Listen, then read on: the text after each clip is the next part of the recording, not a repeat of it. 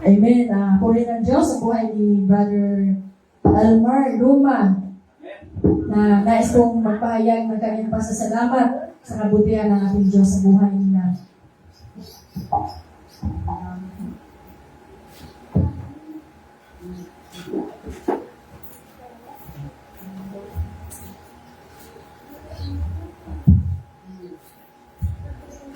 Magandang umaga po sa lahat ng kapatiran.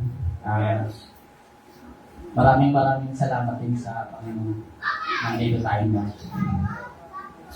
Salamat ko lang po sa umagang ito. Sa lahat ng mga nangaraw at sa mga pagsubok na naranasan ng buong sambayan. Papasalamat ako sa Panginoon sa kagalingan na pinapagkaloob niya lalo na sa aking anak. Yun, wala talagang ibang makakapagtubod ka rin kung hindi ang Panginoon. So, yun lang po. Tsaka sa nais ko lang pasalamatan din ang Panginoon sa pag-agabay niya sa amin kung sino dapat kapitan sa oras na may mga pagsubok, may mga pag-alinlangan. Tsaka humingi rin ako ng tawad sa Panginoon sa panahon na pinanghihinangan ako. Tsaka siguro, lahat naman siguro dinaranas yun. Di lang siguro kami. So, yun lang siguro. Yun lang. Mr. Lord, puri ng Diyos. Tunay nga na sa lahat po, nothing compares to the promise ng ating Panginoon. Kung una-una natin siyang nilapitan at pinagkakatiwalaan. At tunay nga na ang Diyos ang nagpapagaling sa anak ni Brother Elmer sa pamilya, pag-asawa ng Duma. At pangalawa na lang din po yung mga instrument na ginagamit ng Lord para sa unang-una po yung faithful nilang pamilya na si Lord po yung nagpapagaling. So, wala pong maikukumpara po sa promise ng ating Lord. Na kung unahin natin siya po yung magpapagaling sa kanya. Amen po ba? So, sa oras na ito, kung wala na pong nais na magpapahabol, masasalamat. Ay, meron pa si Sister Rosie.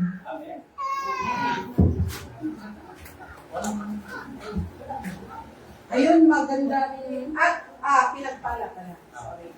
Pinagpalang umaga po sa lahat. Amen. Ngayon lang kasi ako magte-testimony is because 2 linggo na ako nakabalik.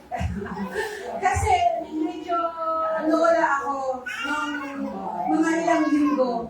Ang lingkod ay masasabi ko, kakaiba, pero andun ang Diyos. Ang Diyos ay talagang doon ko naranasan ko yung connection with God. Andun yung obedience, humbleness, at faithfulness na kailangan pagsamahin natin mga kapatid. Mga kapatid, ang pinaka-unang ko lang, magamit po ako ng mga verse kasi lahat po ay tugma siya sa mga verse. Ito yung mga verses na nagpag-isip sa akin. Sa kabila po ng pagsubok, ang pagsubok po pala sa bawat isa sa ating mga mananampalataya po, ay hindi po yun upang tayo'y panghinaan. Upang po ito po ay mas lalo tayong kakapit sa Panginoon. At kung mas lalo natin hahawakan at mas lalo natin panghahawakan na ang pagiging faithful ng Panginoon, ang pagiging tapat ng Panginoon sa bawat lingkod, sa bawat anak niya, ay talaga pong matutunghayan natin or talaga pong masusumpungan natin sa Panginoon. Nagaya nga po sa Matthew 7, di ba? Ang paghahanap ay ang Matthew 7:7 na humingi kayo at kayo bibigyan, humanap kayo at kayo makakasumpong, kumatok kayo at kayo magbubuksan. Ito ay hindi siya dito, nung una ang pagkakaano ko niyan ay pinagpanalangin ko about sa financial. But this time, nanalangin na tuklasan ko yung verse na yan ay napakahalaga. yung pagkatok mo, humanap ka, hanapin mo sa puso mo, sa kailaliman ng puso mo, ang Panginoong Diyos, at talagang makakatungan ka. Kakatok ka sa Kanya, alam natin nakakatok tayo sa Panginoon is because na nagkakasala tayo. Hindi po susi ang pagiging makasalanan tayo ay magpapadaya na tayo, magpapaano na tayo. Hindi po. Kakatok tayo ulit. Kukunin natin ulit sa Panginoon. Hihingi tayo ulit sa Panginoon. Hihingi tayo ng patawad. Hahanapin natin sa puso natin ang Panginoon. Mas kakasumpong tayo. Yun, amen. Gagamitan ko lang po ng verse, sabi kasi dito sa awit 34:1 sa lahat ng pagkakataon si Yahweh ang aking pupurihin. Pagpupuri ko sa Kanya, hindi ko patitigilin. Verse 2, aking pupurihin Kanyang mga gawa, kayong naaapi makinig matuwa. Ang kadakilaan niya, ang ihahayag at ang ngalan niya ay pupurihan ng lahat. Amen. Alam mo, nung panahon na yun, sabi nga nila, di ba? Ang hirap po magpapuri sa Panginoon kung puno-puno ka ng pagsubok. But, subukan nyo lang po. Subukan nyo, at hindi nyo ito subukan. Pag oras po tayo, puno-puno tayo ng, andun tayo sa kailaliman ng emotion kasi natin, hindi may iwasan dahil tao po tayo. Subukan po natin ito. Talaga po, alam niyo nung panahon na yun, nakilala ko ang Panginoon na mas sabi ko, super faithful ang Panginoon ng panahon na yun. Dahil nung panahon na yun, ang iniiyak ko sa Kanya, puro kapigantian. Iniiyak ko sa Kanya, puro po, lahat na bakit question, question siya lahat. Pero nitong huli, nung nakasumpong ako sa Panginoon, nung nahanap ko po talaga siya sa puso ko, na, alam mo, ang iniiyak ko sa Kanya, umiyak po ako ng joy. Ano yung, umiyak ako, umaawit ako ng papuri sa Kanya, pero umiiyak, tumatawis ako dahil, joy ang puso ko. Kasi, natagpuan ko, doon ko na, ay Lord, yung sinasabi niyo po pala sa Matthew 7:7 ay hindi lang po siya sa financial ibigay, kumbaga hindi siya sa financial kundi ang Panginoon ang masusumpungan niyo po talaga. Tapos sabi ng Panginoon dun sa 1 Peter 5:7, iwanan niyo po ang lahat. Ang lahat sa Panginoon, sa pangalan ng Panginoong Jesucristo at siya may malasakit. Doon ko po lahat na ibigay sa Kanya na naging panatag po ako. Hindi ko na po isa-isay po yung mga pagsubok na naranasan. Pero mga kapatid, bilang isang babae sa isang bahay na nagagawa kahit trabaho pang lalaki, na masasabi mo, pag babae, marami po tayong marami tayong, kaya ito yung nagiging gap natin sa paglilingkod natin sa Panginoon dahil babae tayo, marami tayong alalahanin. Parang, hindi natin masasabing parang, kundi lahat ay nakapatong sa atin, di ba? Tayo yung hindi lang haligi, kundi lahat maging ilaw ng bahay, magiging babae ng bahay, lalaki. Sa totoo lang po, hindi po sukatan kung babae o lalaki tayo. Pero tayong mga babae, encouragement po sa mga babae, kahit po nakapatong sa iyo lahat na, kahit na masasabi mo, babae po ako, Lord, ba't sa akin ito naranasan? No, yun ang pinakawag natin gawin, na magreklamo tayo sa Panginoon. Kundi doon ako kasi noong una, pag may pagsubok ako, Lord, bakit ganito, bakit? Sabi ko na lang, Lord, babae ako. Ganun lagi yung sinasabi ko nun, Lord, bakit ang iba parang ang saya ng buhay? Bakit ang gaan ng buhay? Bakit ganito? Yun pala ay natagpuan mo yung verse na yun sa Efeso na wag natin gawing magreklamo. Bagkus, lagi po natin alalahanin. Lagi po natin, kahit yung verse na lang nasa awit, yung 34:1, kung talagang pupurihin mo ang Panginoon, doon po ako nakasumpong sa Kanya. At alam niyo, sa totoo lang mga kapatid, na-depress ako sa sobrang dami ng naranasan ko. At sa dami din po na nangyari na mas gumamit pa, may nagamit sa akin na hindi ko akalain na panghihinaan ko. Alam nyo, nakapagbitaw po ako nung time na yun. Yun ang hihingi ko rin po ng mga kapatid ng matawad una-una po sa Diyos. Tapos, hingi ko rin po ng kapatawaran sa mga kapatid ko kasi nung time na yun, aminado ako na nag-ano ako ng 2 days.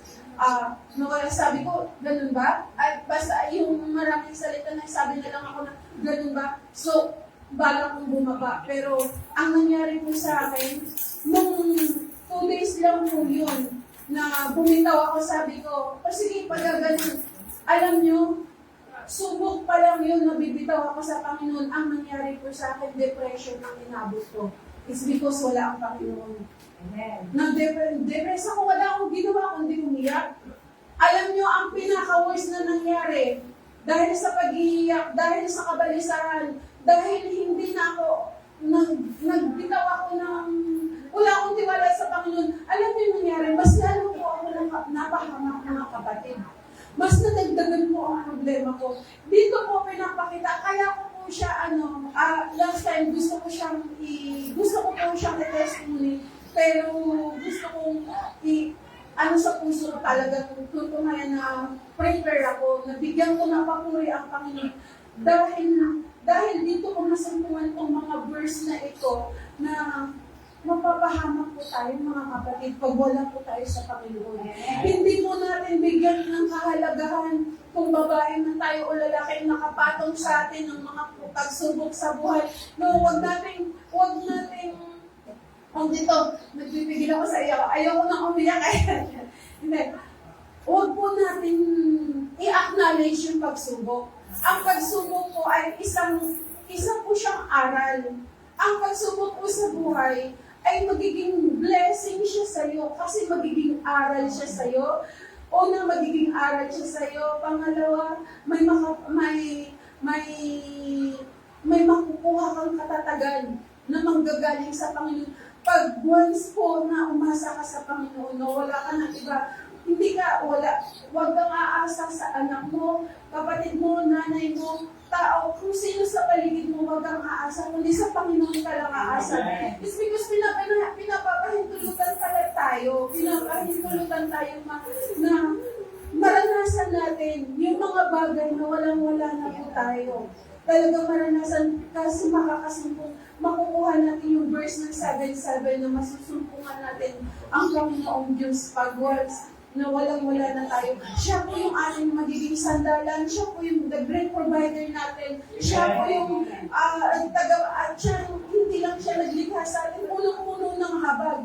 Punong-puno ng faithfulness ang Panginoon.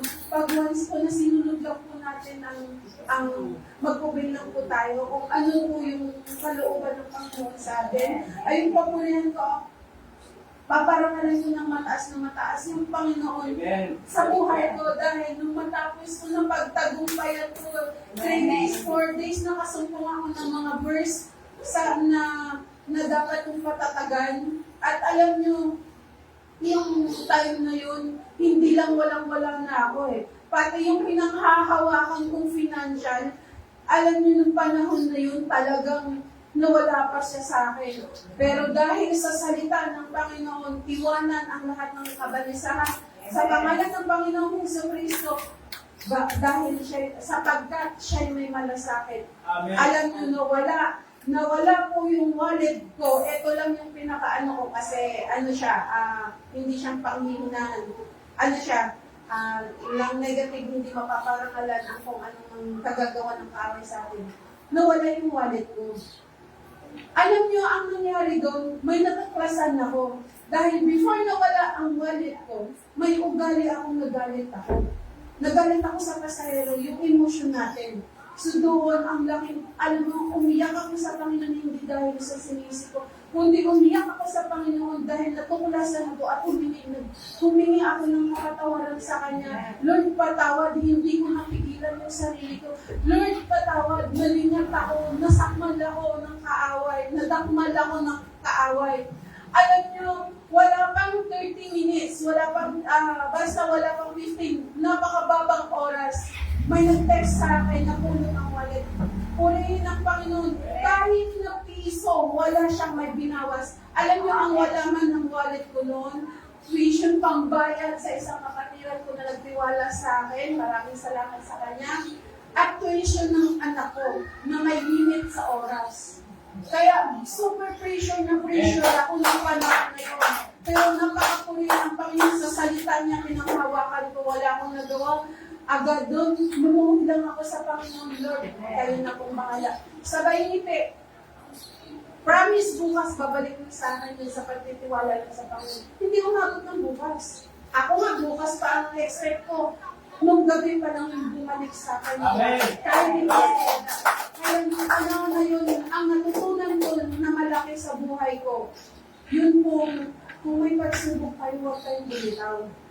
Bagkus ito ay ano natin, dahil ang pagsubok una-una, maaaring tinalo tayo ng Panginoon para malinis. Sabi nga sa Juan 15, verse 2, paalisin ng Panginoon kung ano po yung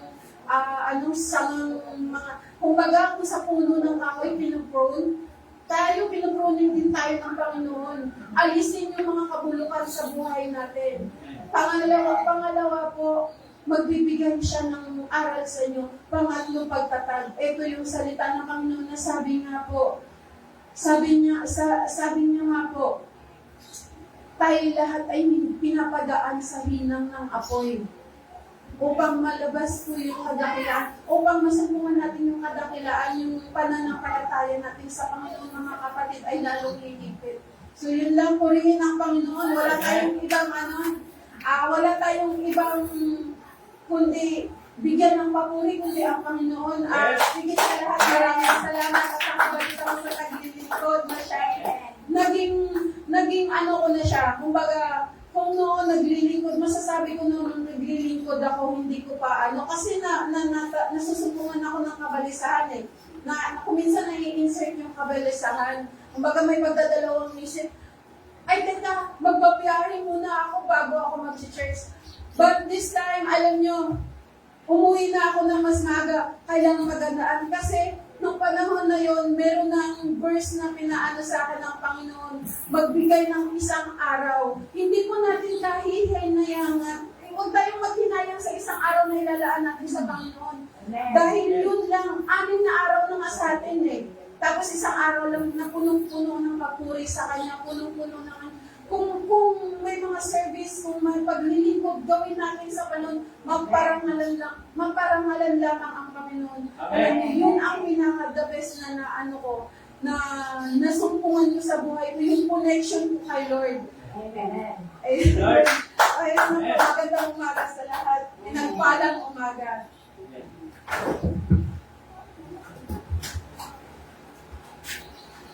Amen. So, yun po sa ilang Lucy. Yun nga, na marami tayong pangangailangan, pero yung hihingi niya isang araw, ay huwag na po natin kukunin. So, hayaan po natin, naunahin po natin ang Panginoon at siya po yung magdaragdag sa lahat natin mga pangangailangan. At sa mga oras ito ay tinatawagan ko rin po ang isa pang kapatid natin na nais din pong magparangal sa ating Panginoon sa kabutihan ng Diyos sa buhay.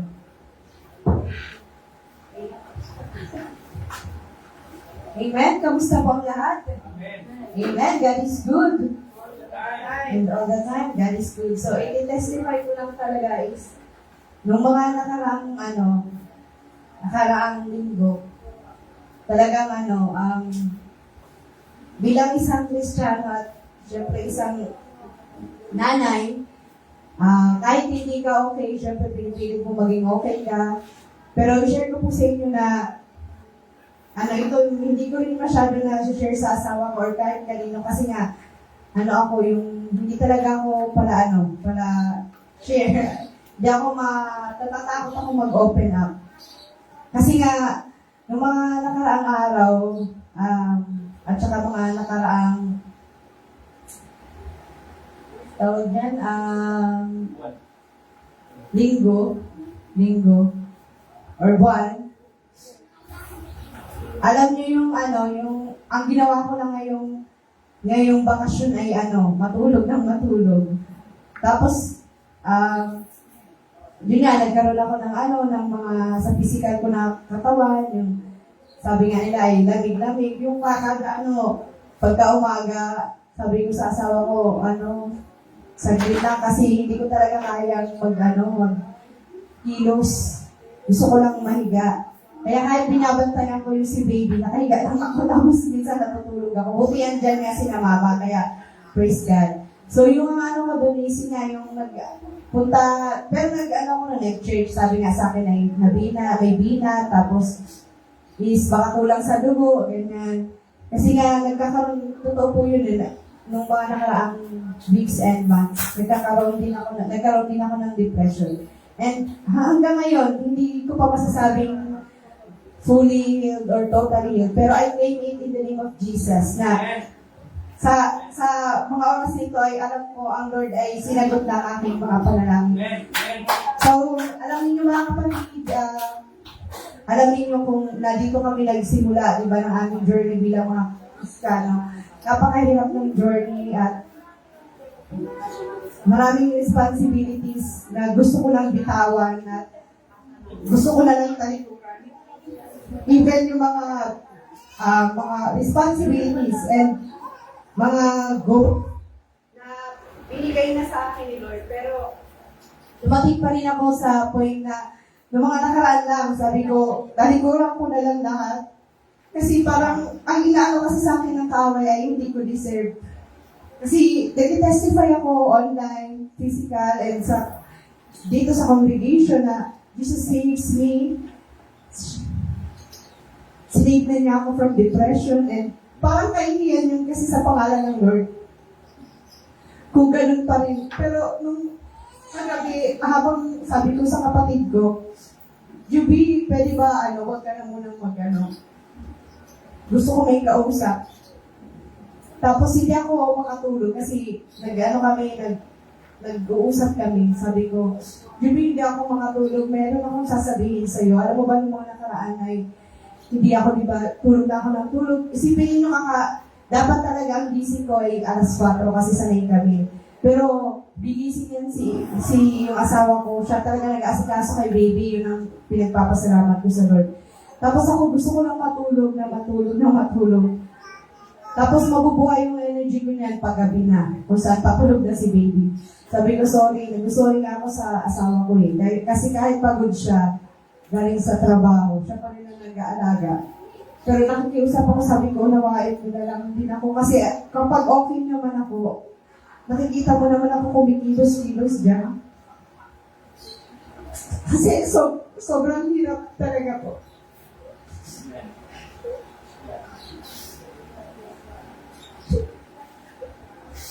Nag-struggle din po ako. Even ang dami ng mga testimonies, ang dami ng miracles na ginawa ni Lord. Andito pa rin po ako, nag-struggle pa rin. Hindi ko alam kung ano ang purpose ng Lord, pero siguro ito yun ang purpose. Na maunawaan natin na kahit Kristiyano na tayo, may mga pagsubok talaga. Darating sa point na malidepress, magkakaroon tayo ng takot, pag-aalinlangan, doubt, sakit. Walang perfectong buhay ang Kristiyano. Pero tinawag tayo ni Jesus for a purpose. Umiiyak ako sa kagabi. Sabi ko, salamat sa Lord. Kasi pinagpipray ko, Lord, bigyan mo ako ng joy. Kasi nawala yung joy, sabi ko. Parang ka na lang kasi responsibility mo. Sabi ko, pwede ba ko na lang, talit mo na lang at upuan ko na lang lahat. Lahat ng pinagkatiwala niya kasi parang ang hirap pag sabayin at parang, alam niyo, parang wala na akong lakas.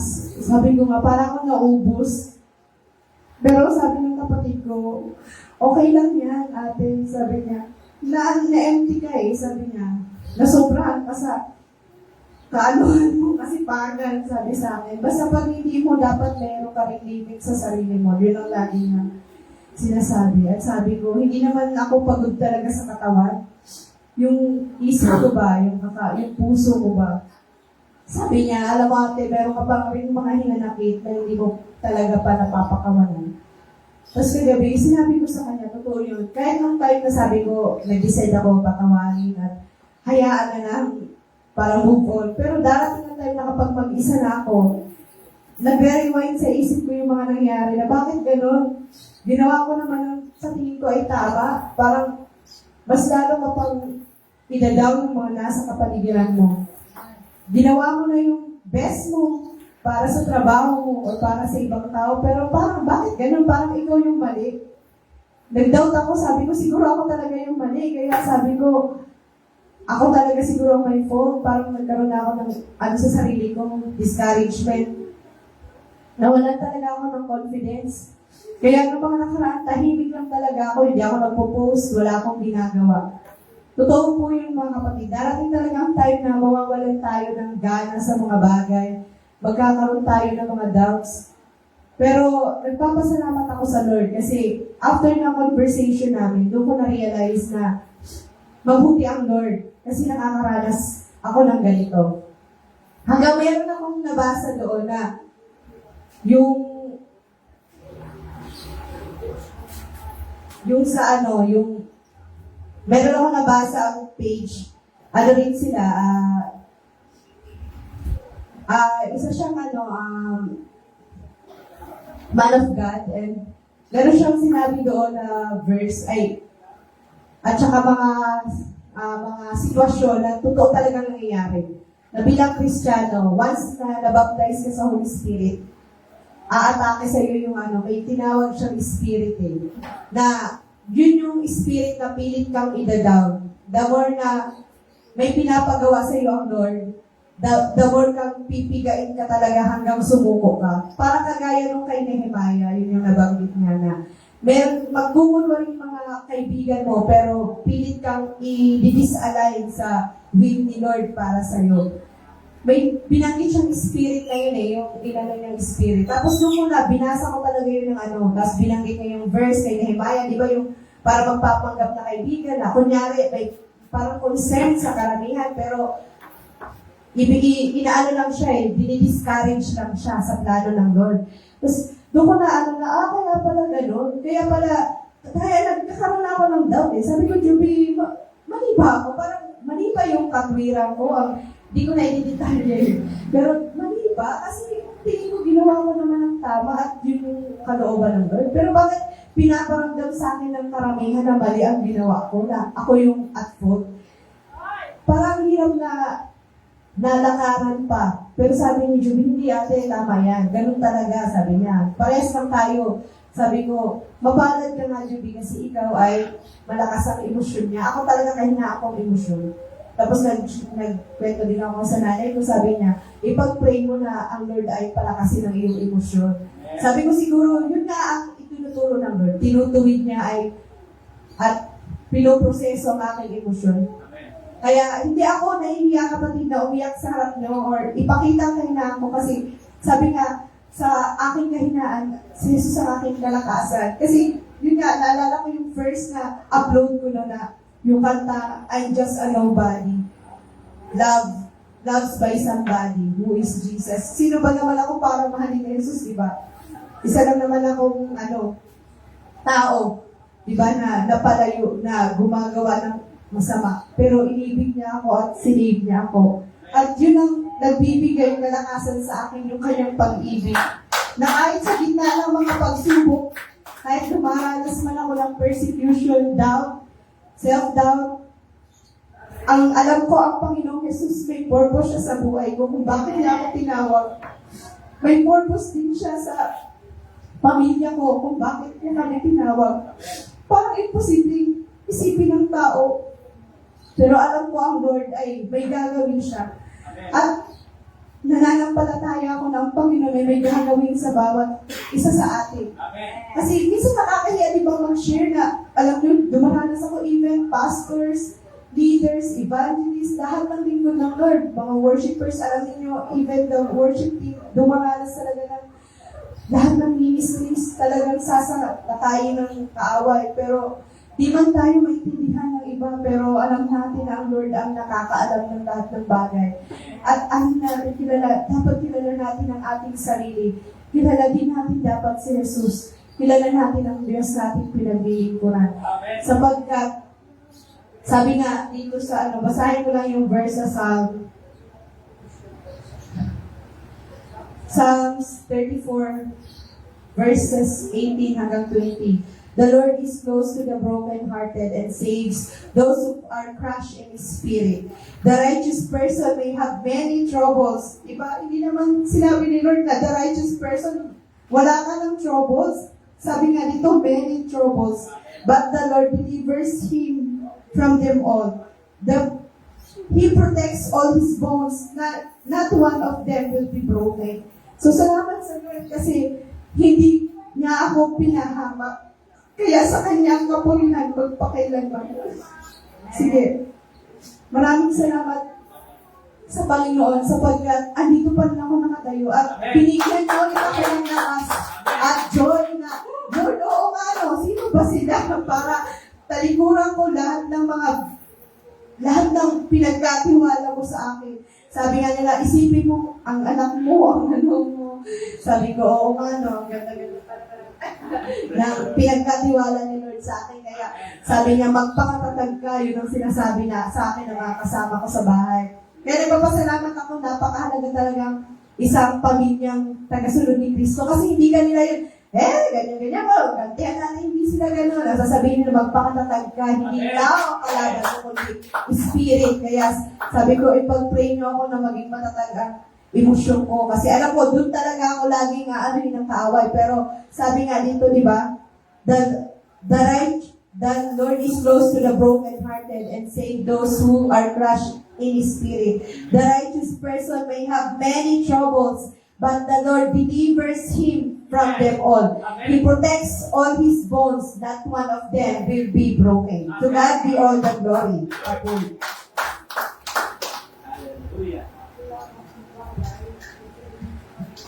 Purihin ng Diyos sa katagumpayan sa buhay ni Sister Lynn. At tunay nga na sa atin, ano po lahat tayo ay may mga karanasan, iba't ibang pagsubok. Pero lagi po natin alalahanin yung pangako ng Diyos sa atin mula sa Mateo chapter 11, verse 28 to 30, yung pangako niya. Mayroon na rin po itong kanta yung Lift Up Your Hands to God. Sabi doon sa lyrics ko, and He said, cast all your burdens. Ay, nasa raro doon. Pero meron po yun sa matatagpuan natin. Sa Mateo chapter 11, verse 28 to 30. Yung pangako ng Lord na nagsabi sa English niya, come unto me all ye that labor and are heavy laden, and I will give you rest. So Tagalog po, magsiparito kayo sa akin, kayong lahat na napapagal, at na nagbibigat ang lubha at kayo'y aking papaghingayin. Amen. Sabi sa verse 29, take my yoke upon you and learn of me, for I am weak and lowly in heart, and you shall find rest in your souls. Pasanin ninyo ang aking pamatok at pag-aral kayo sa akin, sapagkat ako'y maamo at mapagpakumbabang puso, at masusumbungan ninyo ang kapahingahan ng inyong mga kaluluwa. Sapagkat malambot ang aking pangako at magana ang pasal. So yun na po yung mga kapatid sa panahon na tayo nakakaranas